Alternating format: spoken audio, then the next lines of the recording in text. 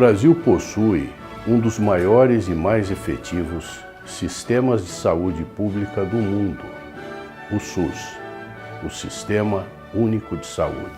O SUS não caiu do céu, ele é o resultado do trabalho e da luta de várias gerações e tem extraordinário valor social para o nosso país. Presente em todos os 5.565 municípios do Brasil, o SUS deve garantir a saúde como direito de cidadania e é dever do Estado viabilizar o acesso às suas ações e serviços a todos os brasileiros. Em função da sua grandeza e complexidade, do aumento sempre crescente das demandas pelo envelhecimento da população, surgimento de novas doenças e novas terapias, o SUS não está e nunca estará completamente estruturado. Nunca será perfeito. Mas não dá sequer para imaginar o Brasil sem o SUS, sem as suas linhas de cuidado, da atenção básica à alta complexidade, do cuidado pré-natal ao parto e puerpério, das campanhas de vacinação, dos sistemas de urgência, emergência e trauma, das doenças cardiovasculares ao câncer e à doença renal crônica, e tantas outras. E temos que compreender que o SUS não é responsabilidade apenas do Ministério da Saúde, das secretarias estaduais e municipais de saúde. O SUS é responsabilidade de todos nós, cidadãos brasileiros. Trabalhar e lutar por um SUS sempre melhor, por uma rede de ações e serviços suficiente, forte e qualificada, é responsabilidade de todos, inclusive nossa, dos serviços de saúde, da Sociedade Paranaense de Nefrologia, da Associação Brasileira dos Centros de Diálise e Transplante. Vocês sabem qual é a principal função dos nossos rins? Os rins são responsáveis pela filtração do nosso sangue. Com isso, retiram as impurezas produzidas pelo metabolismo e também o excesso de água. Quando os rins adoecem, eles entram em insuficiência. Existem dois tipos de insuficiência: insuficiência aguda e a insuficiência crônica, que vai ao longo dos tempos. Quando entram em insuficiência, é necessário um tratamento para restituir essa função renal. Existem três tipos de tratamento para a insuficiência renal: a hemodiálise, que é a diálise feita pelo nosso sangue, a diálise peritoneal, que é a limpeza através do abdômen, e o transplante renal. Nem sempre os pacientes estão aptos a transplantar, necessitando permanecer no tratamento dialítico. Diferente do que muitos pensam, a doença renal crônica não é uma doença rara e caracteriza-se como a 7ª causa de morte no mundo. Nós temos atualmente de 700 a 900 pacientes com doença renal crônica a cada 1 milhão de habitantes. E conforme mostra o gráfico, essa prevalência ascende anualmente. E atualmente temos 157 mil pacientes em tratamento dialítico, distribuídos por 886 centros de diálise, conforme o censo da Sociedade Brasileira de Nefrologia de 2023. Dos 157 mil pacientes em diálise atualmente no Brasil, segundo o censo brasileiro, cerca de 76% são custeados pelo SUS. Destes 157 mil, 8.676 pacientes encontram-se no nosso estado, no estado do Paraná. Dos 8.676, 7.000 são responsabilidade do SUS e 1.647 são responsabilidade de convênios.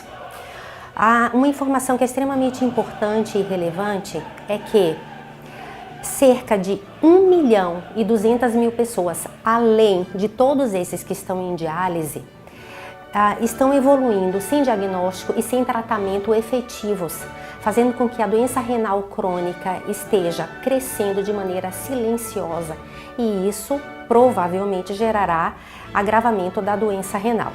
As duas principais causas de doença renal crônica, tanto no Brasil quanto no mundo, são hipertensão e diabetes.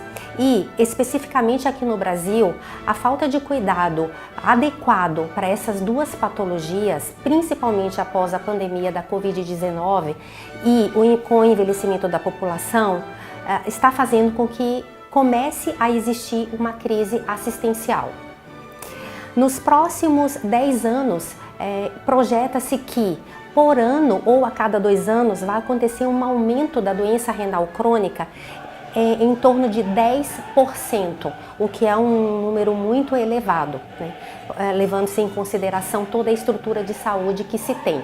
Bom, em contrapartida ao aumento do número de pacientes renais crônicos, os serviços de diálise eles estão se mantendo de maneira inerte. E por que essas duas questões estão sendo tão flagrantes atualmente no Brasil? Que seriam a crise assistencial e a falta de vagas. Em primeiro lugar, pela insuficiência de serviços públicos que possam acolher a dimensão do crescimento da doença renal crônica. E em segundo lugar, e não menos importante, o repasse, a remuneração do Ministério da Saúde aos serviços contratados, que sistematicamente e anualmente está cada vez mais aviltante. A nossa rede de centros de diálise e de transplante serve de orgulho para nós no Paraná, porque caracteriza como uma das melhores do Brasil. Nós somos 50 centros de diálise distribuídos em 30 municípios. E é importante lembrar que desses 50 centros de diálise, 43 atendem ao SUS.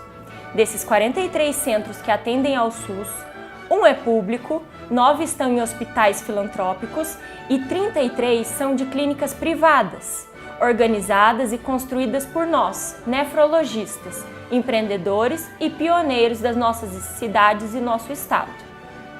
É importante lembrar que apesar dessa rede farta e bem distribuída de centros de diálise e de transplante, a demanda reprimida e a falta de vagas em diálise assusta o Paraná. Ela já vem se manifestando em várias regiões do Brasil e chega agora ao Paraná. Para isso, precisamos de intervenções pontuais e onerosas da Secretaria de Saúde do Estado. 2 ações maiores já estão em andamento e se fazem necessário a sua manutenção e evolução. Quais são elas?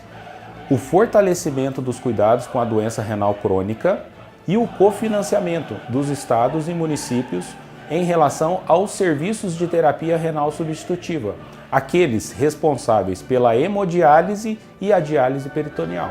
O fortalecimento da linha de cuidado da doença renal crônica engloba 5 fatores. A promoção da saúde renal, com campanhas que eduquem a população, como o Dia Mundial do Rim.